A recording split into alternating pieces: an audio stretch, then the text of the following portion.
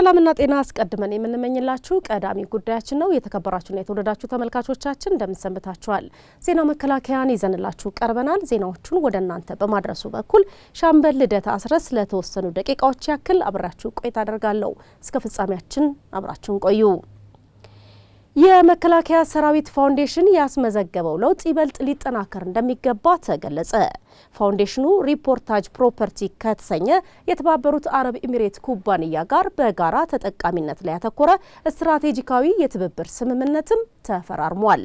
ቡዛዮ ተሾመ የመከላከያ ሰራዊት ፋውንዴሽን በስሩ የሚገኙትን የአዳማ ጋርመንትና ኢንዱስትሪ፣ ጋሻ የጋራ መኖሪያ ቤቶች ፕሮጀክትና የመከላከያ ባጅና ሜዳሊያ ማምረቻ ተቋም አስጎብኝቷል። ከጉብኝቱ ጎን ለጎንም የአዳማ ጋርመንትና ኢንዱስትሪ የማስፋፊያና የማሻሻያ ስራው በይፋ ተመርቆ ምርቱን ጀምሯል። ፋውንዴሽኑ በየተቋማቱ ያስመዘገባቸውን ለውጦች በማጠናከር ለሰራዊቱና ለሀገሪቱ የሚያበረክተውን ጥቅም ይበልጥ ማሳደግ እንደሚገባው የጦር ኃይሎች ጠቅላይ ኤታማዦር ሹም ፊልድ ማርሻል ብርሃኑ ጁላ አሳስበዋል። ሰራዊቱ መለኪያው አገሩ ናት ያሉት ፊልድ ማርሻል ብርሃኑ ተቋማቱ ያላቸውን አቅም በማሳደግ የምርት ጥራትን ማሻሻል፣ የምርምርና ቴክኖሎጂ ልማትን ማስፋፋት፣ ዲጂታላይዜሽን ማጠናከርና የግብዓት አቅርቦትን በራስ አቅም ማሳደግ ቀጣይ ትኩረት እንዲሆኑ አቅጣጫም ሰጥተዋል። መከላከያ ሰራዊት ምርጥ የአገሪቷ ዜጋ ነው። ባለቤትነት ይጠይቃል። የሆነ ስራ ለማሳደግ ትራንስፎርም ለማድረግ ባለቤትነት፣ የኃላፊነት መንፈስ፣ ቆሞ ማደር፣ መልፋት፣ ሪስክ መውሰድ ምናምን ጠይቃልና ለውጥ ነው ያመጣ። ከ40 ዓመታት በላይ ታሪክ ያለው አዳማ ጋርመንትና ኢንዱስትሪ ያጋጠመውን የሥራ መቀዛቀዝ በማለፍ ወደ ተሻለ የምርትና የአገልግሎት አቅም እየተሸጋገረ መሆኑም ተገልጿል። አዳማ ጋርመንትና ኢንዱስትሪ ባሉት 5 ፋብሪካዎች ወታደራዊ ዩኒፎርሞችና ሌሎች አልባሳትን ለሀገር ውስጥና ለውጭ ገበያ እያቀረበ ሲሆን ከ2000 በላይ ለሚሆኑ ዜጎችም የሥራ ዕድል ፈጥሯል። ይህ በእንዲህ እንዳለ ጋሻ የጋራ መኖሪያ ቤቶች ፕሮጀክት ለሰራዊቱ አባላት ዘመናዊና የተሻለ የመኖሪያ ሁኔታን ለመፍጠር ታስቦ በአዲስ አበባና በተለያዩ የክልል ከተሞች እየተከናወነ መሆኑ ተጠቁሟል። የመከላከያ ባጅና ሜዳሊያ ማምረቻ ተቋምም ለሰራዊቱና ለሌሎች ተቋማት የሚያስፈልጉ ደረጃቸውን የጠበቁ ምርቶችን በማምረት የሀገር ውስጥ ምረት አቅምን እያጠናከረ መሆኑ ተገልጿል። የፋውንዴሽኑ ተቋማት እያስመዘገቡ ያሉት ለውጦች ለሰራዊቱ ተጠቃሚነት ብቻ ሳይሆን ለሀገር ውስጥ ምርት፣ ለሥራ ፈጠራና ለኢንዱስትሪ አቅም ግንባታም የሚያበረክቱ መሆናቸው ተመላክቷል። የተገኘውን ለውጥ ማስቀጠል፣ በቴክኖሎጂና በምርምር የተደገፈ የማምረት አቅም መገንባትና ተቋማቱን በአፍሪካ ደረጃ ተወዳዳሪ ማድረግ ቀጣዩ ትኩረት መሆኑ በጉብኝቱ ተገልጿል። ይህ በእንዲህ እንዳለ የመከላከያ ሰራዊት ፋውንዴሽንና ሪፖርታጅ ፕሮፐርቲ የተሰኘ የተባበሩት አረብ ኤሚሬትስ ኩባንያ በጋራ ተጠቃሚነት ላይ ያተኮረ ስትራቴጂካዊ የትብብር ስምምነት ተፈራርመዋል። የትብብር ስምምነቱ ዘመናዊ የከተማ ልማትን፣ የግል ዘርፍ ኢንቨስትመንትን፣ የሥራ ፈጠራንና የቴክኖሎጂ ሽግግርን አጣምሮ የያዘ ነው። የጋራ ስምምነቱ ለዘላቂ ልማት፣ ለሀገራዊ ብልጽግናና ለሰራዊቱ ተጠቃሚነት ጉልህ አስተዋጽኦ እንዲያበረክት የታቀደ መሆኑን የኢፌዴሪ መከላከያ ሚኒስቴር ዴኤታና የፋይናንስ ሥራ አመራር ዘርፍ ኃላፊ ማርታ ሉዊጂ አመላክተዋል። The strategic partnership between the Ethiopian National Defense ይህ ትብብር ለዘላቂ ልማት፣ ለሀገራዊ ብልጽግናና ለሰራዊቱ ተጠቃሚነት ከፍተኛ ሚና አለው። ከሪፖርታጅ ፕሮፐርቲ ጋር ለጋራ ተጠቃሚነት በቅንጅት እንሰራለን። ይህ ስትራቴጂያዊ ስምምነትም ለሀገራችን አዲስ የከተማ ልማት ምዕራፍ የሚከፍት ነው። ፕሮጀክቱን የሚያከናውነው ዓለም አቀፍ ልምድ ያለው ኩባንያ መሆኑን የጠቆሙት የመከላከያ ሰራዊት ፋውንዴሽን ዋና ሥራ አስፈጻሚ ሜጀር ጄኔራል ደረጀ መገርሳ ከፕሮጀክቱ የሚገኘው ገቢም ፋውንዴሽኑ እያስገነባቸው ለሚገኙ የሰራዊቱ የጋራ መኖሪያ ቤቶች ድጎማ ይውላል። ለሀገራዊ ዓላማ የሚውል ለሀገሩ ሕይወቱን ሙሉ ጊዜውን ለሀገሩ በየግንባሩ ለሚሰጠው የሰራዊታችን አቅም በፈቀደው ደረጃ በደረጃ ለሱ ድጋፍ ይውላል ማለት ነው። ከዚህ የሚገኝ ትርፍ ዓለም አቀፍ ልምድ ያለው ድርጅታቸው በኢትዮጵያ ኢንቨስት በማድረጉ ደስተኛ መሆናቸውን የሪፖርታጅ ፕሮፐርቲ ቼርማን ሚስተር አሪፍ አልኩሪ ገልጸዋል። ኢትዮጵያ በፍጥነት እያደገች መሆኗ፣ የጸጥታ ሁኔታዋ፣ የሕዝቡ እንግዳ ተቀባይነትና የአፍሪካ ሕብረትን ጨምሮ ዓለም አቀፍ ተቋማት መሰብሰቢያ ከተማ መሆኗ ለኢንቨስትመንት ተመራጭ አድርጓታል። የሪፖርታጅ ፕሮፐርቲ የኢትዮጵያ ስራ አስኪያጅ ወይዘሮ አናን አህመድ ኑር በበኩላቸው በ23000 ካሬ ሜትር ላይ የሚገነቡ 2 ግዙፍና ዘመናዊ ሕንፃዎችን የሚያካትት መሆኑን ጠቁመዋል። ፕሮጀክቱም ከ1000 በላይ የተለያዩ ደረጃ ያላቸው የመኖሪያ ቤቶችን ጨምሮ የመዝናኛ፣ የንግድ ቦታዎችና ሌሎች አገልግሎቶች እንደሚያካትት ወይዘሮ አናን አልኩሪ አስረድተዋል። በኢፌዴሪ ሕዝብ ተወካዮች ምክር ቤት የውጭ ግንኙነትና የሰላም ጉዳዮች ቋሚ ኮሚቴ ቢሾፍቱ የሚገኙትን የመከላከያ ወታደራዊ ኢንዱስትሪዎችን ጎበኘ። ጉብኝቱ የኢፌዴሪ መከላከያ ህገ መንግስታዊ ኃላፊነቱን መሰረት በማድረግ ሀገራዊ የሰላምና ደህንነት ተልዕኮችን በስኬት ለመወጣት ለነበረው ቁርጠኝነት የቅርብ አጋርነትና ሁለንተናዊ ድጋፍን በመስጠቱ ረገድ ላበረከተው ላቅ ያለ አስተዋጽኦ ማመስገንን ያለመ መሆኑ ተጠቁሟል። ዘገባው የራሄል ገዛይ ነው። ታደላ መላኬ። በኢፌዴሪ የህዝብ ተወካዮች ምክር ቤት የውጭ ግንኙነትና የሰላም ጉዳዮች ቋሚ ኮሚቴ በመከላከያ ኢንጂነሪንግ ኢንዱስትሪ ግሩፕ ስር በሚገኙ ኢንዱስትሪዎች እየተከናወኑ የሚገኙ የስራ እንቅስቃሴዎችን ነው የጎበኘው። በዶክተር ዲማ ነጋዎ የተመራው ይህ ቡድን በኢንጂነሪንግ ኢንዱስትሪዎቹ እየታየ ያለው ለውጥ የሰራዊቱን የትጥቅ ፍላጎት ከማሟላት ባሻገር የውጭ ምንዛሬ ወጪን የሚቆጥብና ህዝብ የሚተማመንበት ሀገራዊ ተቋም ሆኖ መገንባቱን የሚያረጋግጥ ነው ብለዋል። በሀገራችን ብዙ ለውጥ ተደርጓል። ግን ከፍተኛ ለውጥ ከተደረገባቸው ተቋማት ዋነኛው ሀገር መከላከያ ሚኒስቴር ነው ብንል ስህተት አይሆንም። ብዙ ለውጥ ተደርጓል። ትራንስፎርም አድርጓል ማለት ይቻላል።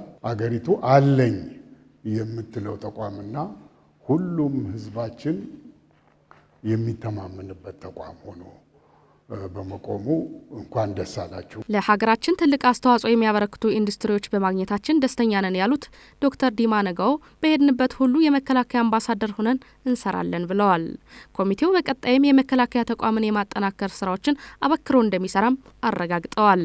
ሁላችንም በየሄድንበት የመከላከያችን አምባሳደሮች እንደሚሆኑ ከራሴ ጀምሬ ላረጋግጥላችሁ እወዳለሁ። በጣም ተቋማችን መከላከያ ከሪፎርም ወደ ትራንስፎርሜሽን መቀየሩን የገለጹት የመከላከያ ሚኒስትሯ ኢንጂነር አይሻ መሐመድ አሁን ላይ በኢንጂነሪንግ ኢንዱስትሪዎቹ እየታዩ ያሉ ፈጠራዎችና ለውጦች ኢትዮጵያ የምታስበውን እንድታሳካ የሚያደርጉና የሚደነቁ መሆናቸውን ገልጸዋል። ሀገር በጸንታ እንድትቆም የምታስበው እንድታሳካ ስለ ኢትዮጵያ ምንነት ሰዎች ሲያስቡ ቆም ብለው እንዲያስቡ ከሚያደርጉ ትልቅ አንኳር ተቋማት ትልቅ ምሰሶ ለሀገር ከሚሆኑ ተቋማት አንዱ ነውና ይህን ተቋም ሁላችንም ይህን ተቋም ለማየት ለመምራት ለመደጋገፍ እድል ስላገኘን እኛም በበኩላችን በጣም ትልቅ ክብርና ደስታ ይሰማናል። ሁሉም የሰራዊቱ አባልና አመራር ይሄን ለማድረግ ነው ሌት ተቀን እየለፋ ያለው። የኢፌዴሪ ሕዝብ ተወካዮች ምክር ቤት የውጭ ግንኙነት የሰላምና ጸጥታ ጉዳዮች ቋሚ ኮሚቴው ላሳየው ያልተቋረጠ ድጋፍና የስራ ትብብርም ምስጋና ያቀረቡት ኢንጂነር አይሻ መሐመድ በተቋሙ ኢንዱስትሪዎች የተገኘውን ለውጥ ይበልጥ አጠናክሮ ለማስቀጠልም አበክረን እንሰራለን ብለዋል። የመከላከያ ኢንጂነሪንግ ኢንዱስትሪ ግሩፕ የሰራዊታችንን የማድረግ አቅም ከፍ የሚያደርጉ አዳዲስ ቴክኖሎጂዎችን በማስገባት በርካታ ስራዎችን እየሰራ እንደሚገኝ የኢንዱስትሪ ግሩፕ ዋና ስራ አስፈጻሚ አቶ ጌታቸው ኃይለማርያም ገልጸዋል። ሀገራችን በውጊያ ትጥቅ ራሷን እንድትችል በርካታ ተግባራትን ማከናወናቸውንም ዋና ስራ አስፈጻሚው አቶ ጌታቸው ኃይለማርያም ለልኡካን ቡድኑ አብራርተዋል።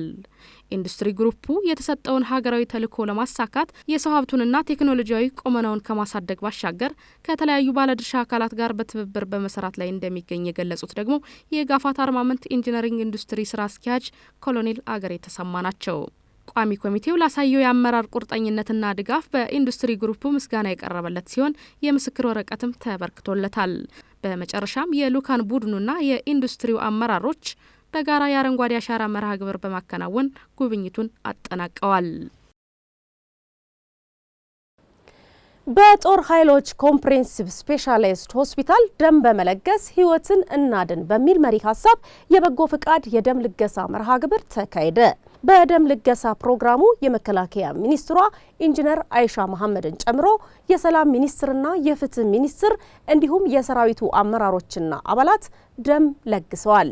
መርሃ ግብሩን ያስጀመሩት የመከላከያ ሚኒስትሯ ኢንጂነር አይሻ መሐመድ ደም መለገስ የሰውን ልጅ ሕይወት መታደግ በመሆኑ በዚህ በጎ ተግባር ለመሳተፍ ለተገኙ አካላትም ምስጋናቸውን አቅርበዋል።